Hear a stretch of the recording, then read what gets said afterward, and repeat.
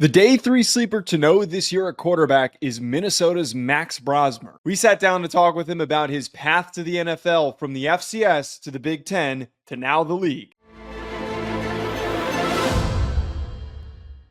Now welcoming into the show, Minnesota starting quarterback Max Brosmer, 2025 NFL draft prospect. Max, very interesting backstory. We're actually spending a little bit of time talking a little bit about your high school days in New Hampshire. Now, obviously, Minnesota's finishing up this past year. I want to start by maybe the most unique background question. How does someone go from, and you played good high school football, obviously, from Roswell, Georgia, went up and made it to New Hampshire? Like, how did that happen? Just that had to be a little bit of a culture shock, I would assume. It was a crazy culture shock. I to be honest, I didn't even know New Hampshire had a football team.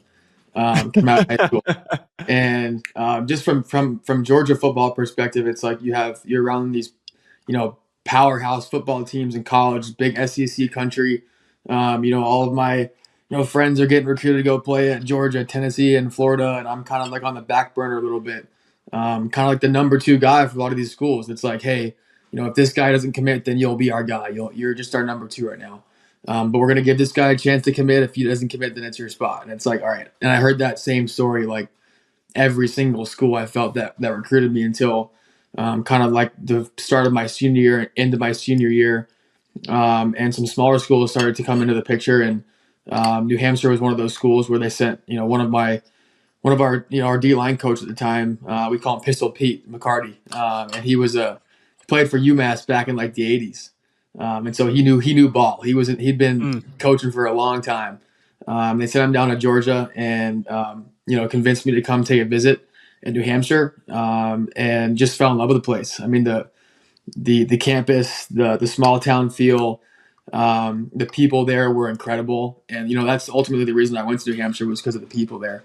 And Coach Mack came down to my house in Georgia and just solidified the deal for me. And the best part was I got injured my senior year, at the end of my senior year, at the very last regular season game, and they still honored my scholarship. And so I knew that it was the right place for me, and I went there early in January.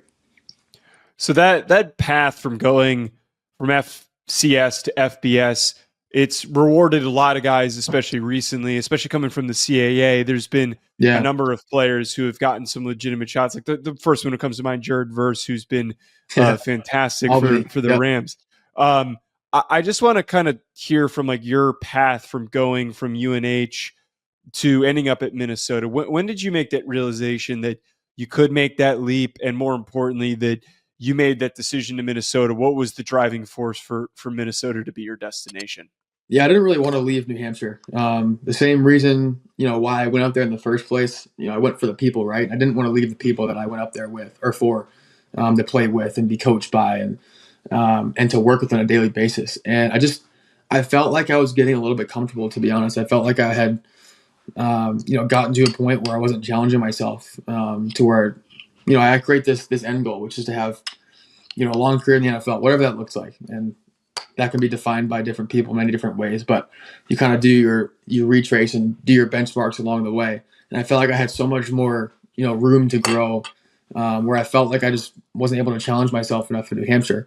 And I talked with my coaching staff and my team about it. And I'm like, what's the best idea? What do I do right now? Do I enter the portal? Do I stay? And I got, I was suggested to go try the portal out. And we made we talked about it. And we said, if we don't find anything, you just trust your gut. If you find something, take it. If not, come back to New Hampshire for your last year and let's have a great year together at the end. And so did that. And then within like a week and a half or 2 weeks, I found Minnesota, and, I went in every single, Zoom meeting and every single, time I visited a place, which I only was one time at Minnesota, with a really open mind and not to fall into the recruiting spiel too quickly. And I met with the captain's council at Minnesota, which was like 15 of the older guys on the team at the time. And the people at Minnesota were so similar to the people at New Hampshire. It was blue collar. It was gritty. Even for the Big Ten, Minnesota was kind of on the lower part of the totem pole at the time. And that was their mindset, dude. It felt so similar to New Hampshire. And that's what sealed the deal for me. And I just didn't look back, and I had the conversation with my coaches, and they supported my decision. So it was a crazy experience, but when I look to to show how much I challenged myself and kind of took a leap of faith in my career. Max, we've talked to people that have had really good experiences in the transfer portal, and I think generally speaking, the transfer portal is a great thing and a great Yeah. avenue for some people to have second chances or just a different opportunity, right? That they maybe didn't think they once had, maybe similar to just kind of your conversation, right, and your journey. But I'm curious, some have had bad experiences, some have had great experiences.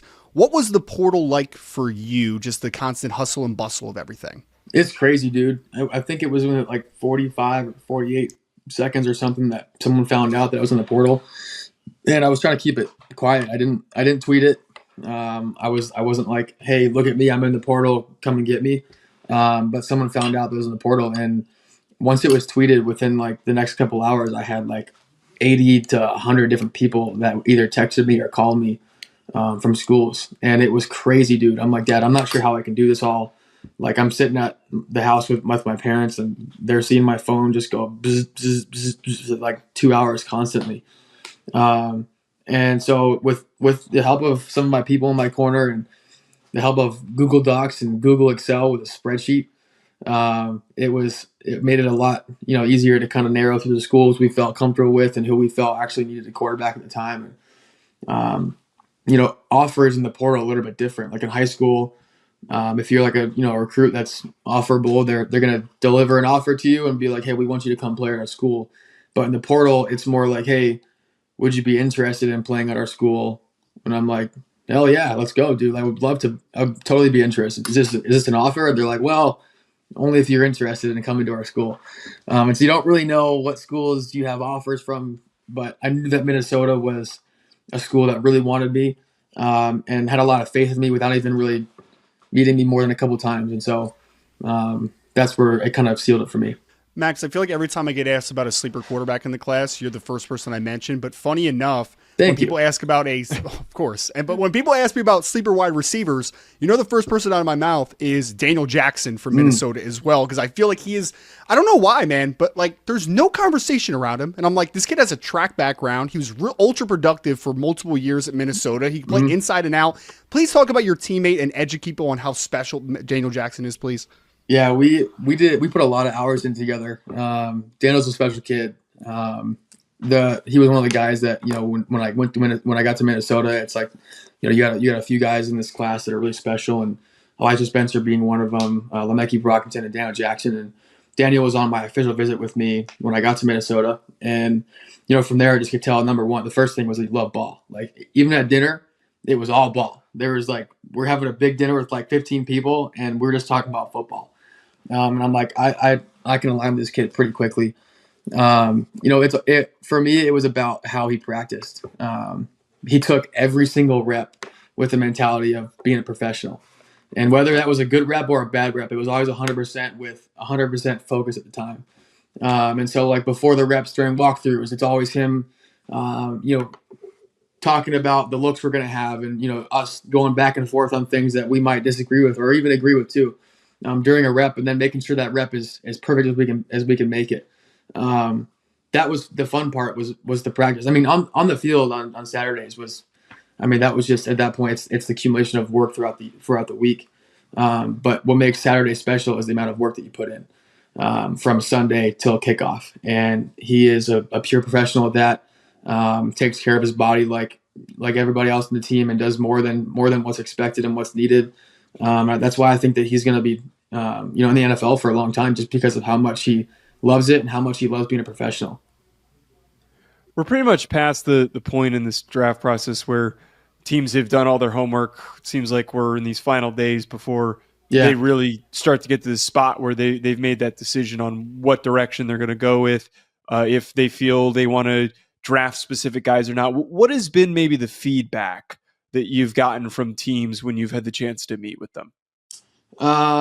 It's been, I think it's interesting actually.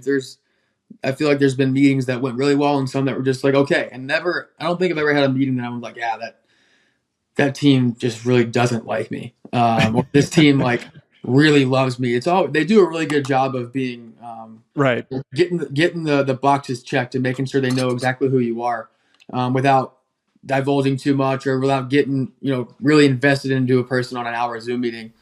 or an hour meeting at the facility or something. So I would say it's just a matter of really not trying to control too much on my end. I know that I've done as much as I can up to this point. And I'm going to continue to work until I find a team to go to. But at this point, I can't control where I go. And so at that point, I just kind of take a breath, take a step back, and let it all unfold as it happens. And you have to have faith and have be really grateful for where you end up and make the best from what it is as you can. Max, you were a lucky guy because, I mean, for people that haven't, been paying attention, Minnesota is starting to churn out a lot of great offensive linemen. So you got to sit behind a pretty damn impressive group. I know we were messaging about Greg Johnson, your center, who I think is going to be an absolute stud over the next year or two. We started talking about him. He's a really good player. But Quinn Carroll, I know, played a lot of football in multiple spots for you. But I wanted to ask you about another draft mate that you're obviously going through this process with. Ariante Ursary obviously played left tackle for Minnesota. Some people see him as an interior player. Some people think he could play both tackle spots. I don't know much about him personally. All I see on film is this big, brooding man who I do not want to be in a dark alley with. But what type of person is Ariante, if you can just shed some light there? Off the field and on the field are like almost two different people, in my opinion. Off the field, he's an unbelievable teammate, really cares a lot for his team, and is a little bit quieter. He's not a super loud and, out there kind of guy, which I love because he's just focused on becoming the best player he can be and doesn't have to tell anybody that. But when you get on the field, he hits this switch, dude, and it's like he's got like this fire in his eyes that you're like, dude, don't go poke the bear. If I'm you, I wouldn't go poke the bear. And my favorite moments during the year, specifically talking with the O-line, were when he would get fired up, and like we'd be in the huddle on the sideline or something, and going into the next drive, and he gets so fired up. He's like, run the damn ball behind me, or like, it's the passion that he has for his team and also for winning in general that makes it a lot of fun to play with. And I feel very, very comfortable behind that dude because you watch the Penn State game, for example. That's a potentially a top 5 draft pick on the other side of the ball. I don't think that I got sacked once from him. So that's pretty cool to be able to say that you have someone just as talented on your side of the ball making plays for you. But that energy gets carried through the entire offensive line because everyone has that passion and that care for the team and winning in general. Like you talked about Quinn Carroll in the Wisconsin game. If you watch that film, he played right guard, right tackle, and left tackle because his team needed him to. And he's never played left tackle in his entire life, even from when he started playing football. And did a hell of a job.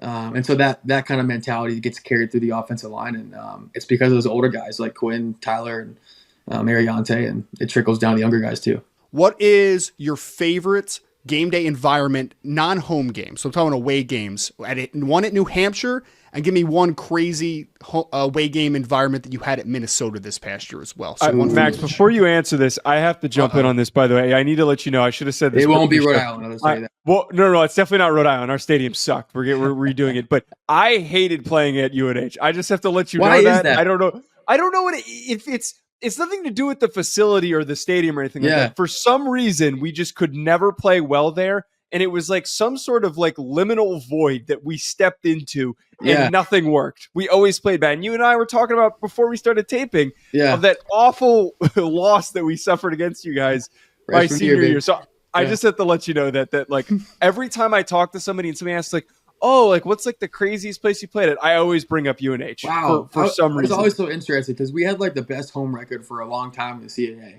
And I don't Can't know be explained. Why. I don't know why. And, we had our fan base was great, but maybe it was because people couldn't handle the wind coming through that stadium because it was incredible. I think that's what it was. That had to have been what it was. The travel is not that bad, from a lot of the states around because it's not that far away from state to state.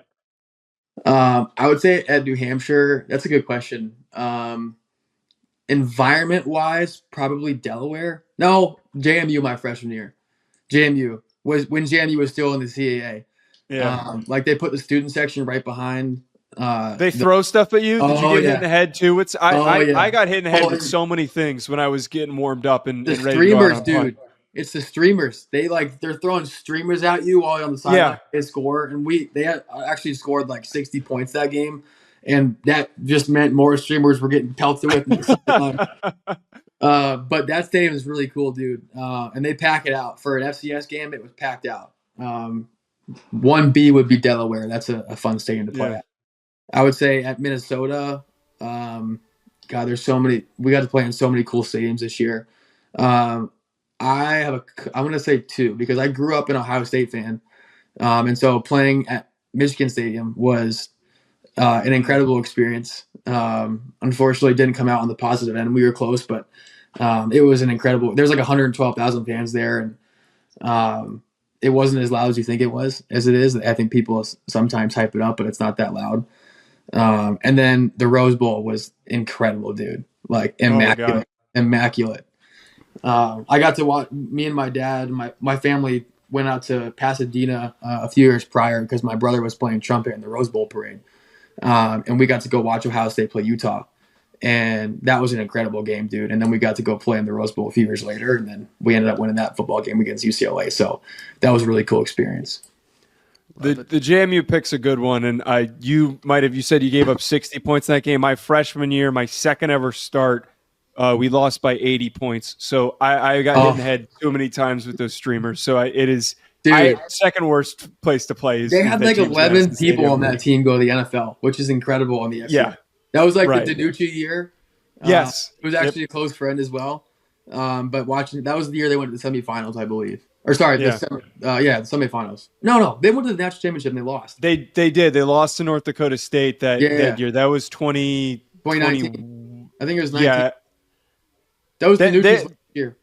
They had a number of instances where they were really close. So they were always dominant and hard to keep up with. I got one question before we let you go here, though. All right. Last one. We've been asking this to non-quarterbacks, and I don't think quarterbacks get enough of an opportunity to tout their athleticism because you guys are playing from the pocket the whole time. You don't get to show off how good of athletes you are. So we've been asking, what is like the craziest athletic feat or just the coolest athletic feat that you would boast about yourself? So like we had some guys tell us that they could dunk. We had Jalen Knoll tell us he was a slightly above average golfer, which was a funny answer to this question. Yeah. If there was one thing that you would love to boast that's not football related that you can do, what would that be?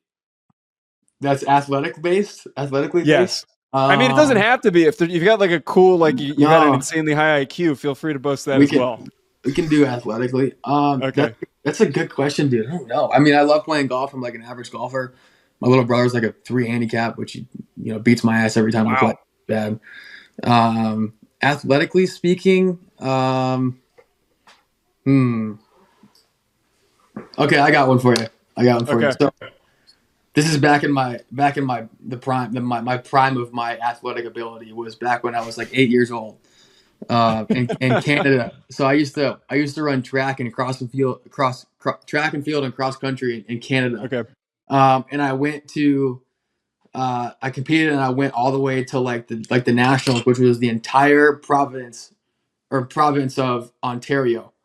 So it was like there was like hundreds and hundreds of kids there, and I came in like 20th place. So that's my claim to fame in Toronto when I lived there. Didn't win, but it was like I was the top whatever and how many hundreds of people that were running that race in cross country. That's pretty sweet. Wow. That's really interesting. I feel if that's what you wanted. I mean, that's great. That's as unique as we're gonna get. Yeah. It is very unique. Did you real quick? We're gonna let you after this, Max. Did you grow up in Canada? Is that a little backstory right there? I lived there for 3 years. So my family is from Ohio. I was born. I have a wild move around story, but born in Davenport. Lived in Ohio for like 6 years, I think. Went to Toronto for 3 years, Arkansas for a year, and then Georgia for the past like 12 or 13. Wow. Loved moving around, but Toronto was really cool. It was a really cool experience for our family. There you go. One of the more fascinating backstories that we've heard so far in this draft process, which is awesome. Max Brosmer, star quarterback out of the University of Minnesota. Golden Gopher, New Hampshire previously. Max, we really appreciate this so much, man. Yeah. We kept you way longer than we were anticipating because you were giving so many amazing answers. Thank you so much for joining, man, and good luck in less than 2 weeks now. Yeah, thanks, man. Appreciate it.